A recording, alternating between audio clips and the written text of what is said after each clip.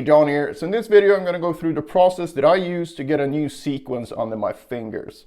And this sequence might be something from a solo that I'm trying to learn, or from a classical piece, or whatever it might be, just something that I'm not that comfortable with yet. Let's start with a typical type of sequence that you might want to learn. So let's say we have this thing.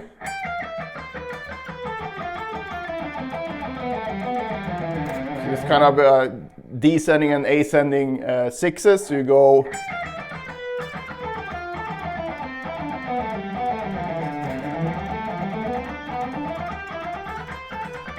right, and you will have the tabs available on my Patreon. That's going to be linked below as well. So maybe you hear this in a solo, maybe it goes something like this.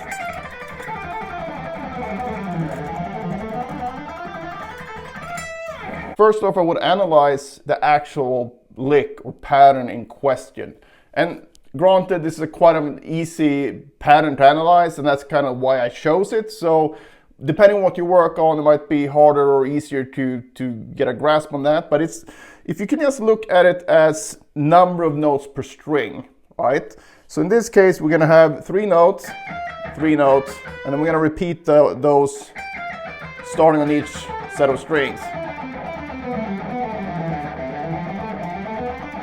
And do the same thing, descending and ascending. So it's quite easy here, but if you have something more involved, it's still the same process. You would just analyze, all right, how many notes do I have on that string, how many notes do I have on this string, and until you can see where that pattern repeats, and then you can apply that pattern across all string sets.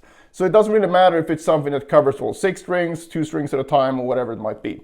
But once you have that pattern, you want to translate that into what I call mechanical practice. And it's mechanical in the sense that we're not using a particular scale. And this is not something that I came up with. I don't even remember where I learned it, but I also seen Sean Lane talk about it. And I mean, what better example can I give? That guy was a monster player. And he said to get the coordination down, he would basically take whatever he was working on, like we're doing here, and then just apply that to a nonsensical pattern or more like a symmetrical pattern.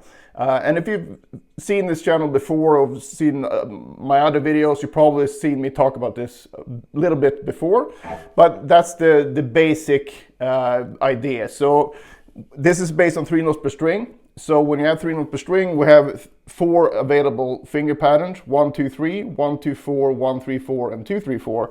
And now we're going to use this sequence and practice all 4 fingerings ideally. If you don't have that much time, then I would suggest that you do 1, 2, and 4 and 1, 3, and 4, because that's the most common ones when you apply this to actual scales. And we're going to apply this to actual scales as well. So it's not only going to be mechanical practice. But I really like the mechanical practice because you can really focus on the technique at hand without having to worry about different fingerings. So you can really get that sequence down quicker. So the first fingering now would be 1, 2, 3. And the way that I usually do this is to just take each fingering at a time, play it all over the fretboard, and then do that with the same thing with the next fingering, the next, and the next. So it takes a while, but if you're actually trying to learn something, it's going to take a ton of reps, more reps than you want it to take. I can promise you that. So if you do this, even if you do this for like a week, you will definitely feel a big difference in your technique, but you probably won't reach your goal if it was, if you weren't very close to that speed that you heard in the solo where you took the sequence from. You probably won't get there within a week, but that's fine. It will take the time that it will take. But if you do this, you'll be on the right path the whole time, and your overall technique will improve a lot. So the most important thing here is that everything is super clean when you do this. So any kind of repetitive work, you need to make sure that whatever you're doing is exactly what you want to end up in your final product, right? So if you sit there and make a lot of mistakes during this phase, you're programming your brain to make mistakes. So that's never a good idea. That's a complete waste of time, in my opinion. When it comes to building speed, we're going to get to that in the second part of this. But if you don't do this, the speed building part will not be as effective as it could be. So don't skip out on this and just move on to the speed part. All right. So the first fingering then, so 1, 2, 3. So I'm going to start down here and just play the sequence as is. So I'm going to go.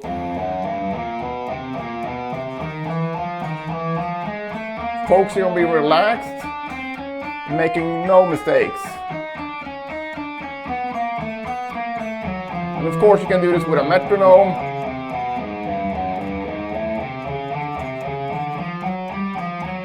Just strict alternate picking.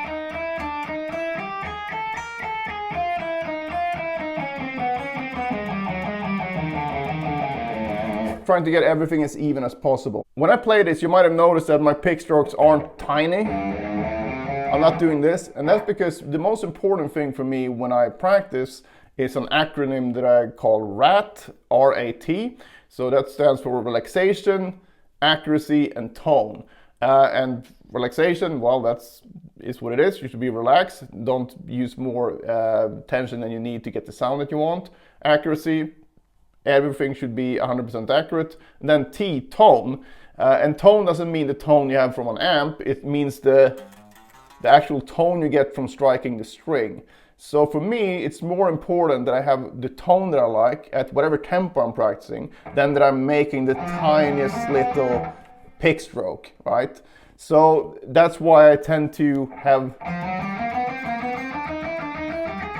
larger pick strokes when I play slower. But then when you speed up, they will get smaller. So I wouldn't worry about that too much unless you do something ridiculous, you know. So if you can focus on that, relaxation, accuracy, and tone, and you can check all three boxes, you know that you're doing well when it comes to this type of exercise. All right, so I would do that all the way up the fretboard until I reach the top here, and then I'll restart and then go back down. And depending on what it is, if it's a specific lick that I'm trying to learn from a solo, I would just pick it one way, meaning I would, you know, keep the picking intact, starting with a downstroke, and if that's what the actual sequence in the solo is. But if it's a general thing, because this is also applicable to just, you know, learning a sequence from a book or whatever, or you coming up with a sequence, then it's a good idea to work on it both ways. So then on the way down, I would do the same thing, but I will start with an upstroke instead. So you basically turn the picking around. That's something to keep in mind when you practice this. What's the purpose? Is the purpose to get a specific solo down, or is the purpose just to generally improve your technique? All right, so all the way up and all the way back. And I really tend to do every fret when I do this. And like I said, just making sure that I don't make any mistakes. And if I make mistakes, I make sure to slow down. That's just the best way to solve that. And of course you can make a mistake because you lost focus, but if you make more than a few mistakes, you're probably practicing too fast. So don't do that to yourself, because again, this is the programming phase of your technique practice. Then you're going to do the same thing with 1, 2, 4.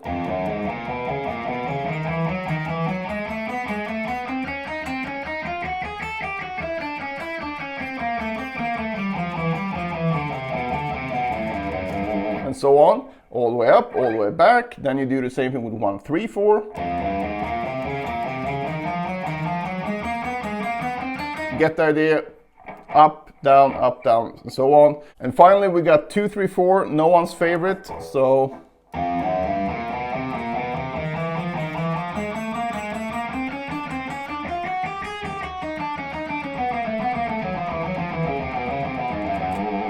all the way up, all the way back. So what all four have in common here is, of course, the picking pattern. So you're practicing the correct picking pattern all the way up, all the way back 4 times when you do this.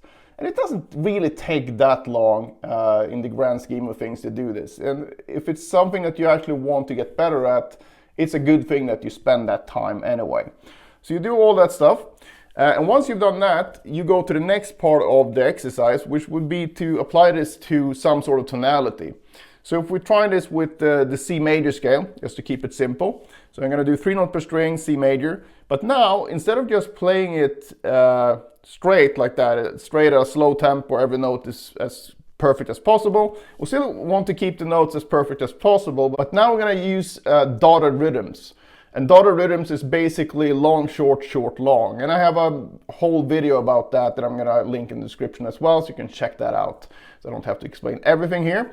But basically just means that you have a long note followed by a short note, a long note. So it's kind of like a speed burst of one note, because you have first note here, then I go quickly between the next two, and then the next two are gonna be quick again. So now we want to apply that long short and short long rhythmic pattern to this sequence, but using the C major scale in this case. And what we're gonna play now is we're gonna go up in the lowest available position, so this one, but playing the sequence, and down in the next one until we start, get back where we started. And then you're gonna do the short long, do the same thing, and then we're gonna start on the next fingering, so the one that we went down in, we're gonna go up in this one instead. So we're basically gonna connect all pairs like this. So we're gonna start one, going up in one, down in two, and then we're gonna go up in one, two, down in three, up in three, down in four, and so on until you reach the top of your fretboard. So I'm just gonna show long short here so you can see what it should sound like. So like this.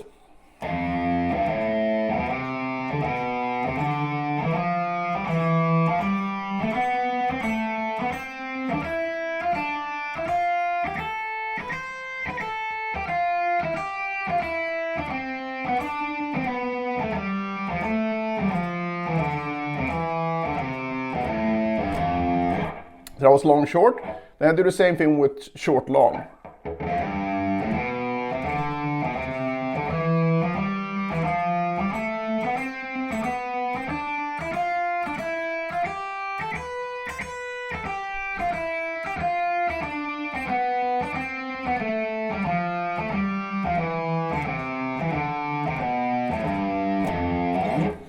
And why you want to do both is because the first one you're gonna go fast from 2 to 3, 4 to 5, and so on. And then when you go short long, you're gonna do the fast part between the other 50% of the note. So it's important that you do both.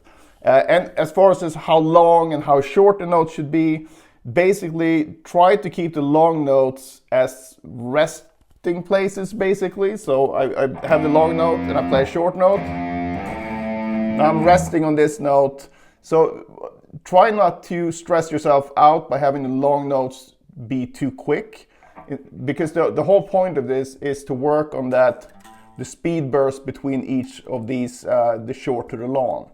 So that's the whole idea behind this kind of practice. So it's not about doing a proper dotted rhythm where you would go like, if you dot an eighth note, so that's worth 3 16th notes, and you play this last 16th note, so you're gonna go long, short, long, because why that is not as good is because it's a too shallow rhythm, because you're just gonna get this. You'll be quite lazy. So the idea here is that the fast note should be as fast as you can do it without making a mistake. So.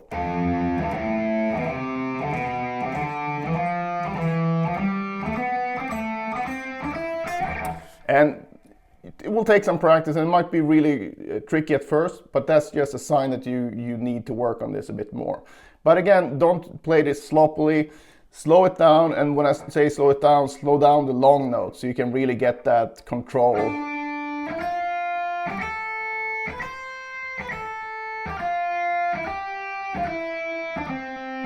And you might find that long short or short long, either one might be more difficult than the other, and that depends on where the fast notes are. If the fast notes are between notes that you have a slight bit of issue with, that you might not even notice when you play everything at the same tempo, that's why that's going to be a bit harder. But that's also where the beauty of this exercise is, because then you can correct that as you practice it. But the only thing you need to do is that you play each of these pair of positions twice. So you do it long short, and then you do it short long, as long as you get through them without mistakes, right? And then you do that throughout the whole thing, and then you're done for the day. And then next day, do the same thing. Now, once you've done this whole process, you've done your practice for the day, it's totally fine to try to see where you're at speed-wise with a metronome. So I've talked about how I did not build my speed with a metronome per se, but it's still a usable tool. So you can try that after you've done your actual technique practice, just to see where you're at. But I wouldn't do that as your main approach to practicing. But if you do that with this sequence, for example, Maybe you try it at 50 BPMs first. If that works, go up to 55. If that works, go to 60. And you do that for as long as you can. And then you can see day by day the improvements in speed. And you also might find, even when you do this type of practice, that the speed is not going to go up on a straight line, right? It's going to go up and down a bit, because that's just how anything in learning goes. It feels like you go 2 steps forward and 1 step back. But that doesn't mean that there's something wrong with the way you're practicing. I find it's a really good way to get new sequences under your fingers quicker, because a sequence is just part of your vocabulary after a while. So the more stuff you can play, the easier it will be to learn new things, and also you will have more things that you can actually improvise with, come up with your own solos and all that good stuff.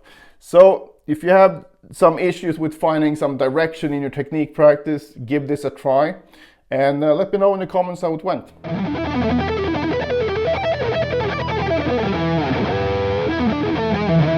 Back in the day, I used to have real issues with fast alternate picking when it came to 2 notes per string. I was fine with 3 notes per string, but the 2 note per string thing was a bit harder to crack. So if you struggle with fast alternate picking as well, and you don't know what to practice or for how long, I've created the perfect solution for you in the form of the Pentatonic Picking Power Book. So in this book, you'll find a daily workout that will not only help your pentatonic picking, but will also upgrade your overall alternate picking technique. So it contains basically the same exercises I use myself to develop my picking abilities, as well as numerous students over the years that I've given the same exercise to with great results. So I know these exercises work as long as you put in the work. So it's not a quick solution or quick fix. It will still take a lot of work, but at least you have a very easy to follow routine. So if you're up for a big alternate picking upgrade in 2024, I cannot think of a better start. It's $9 and I think it's very underpriced, but I did it that way just so as many people as possible could be helped by this. So check that out.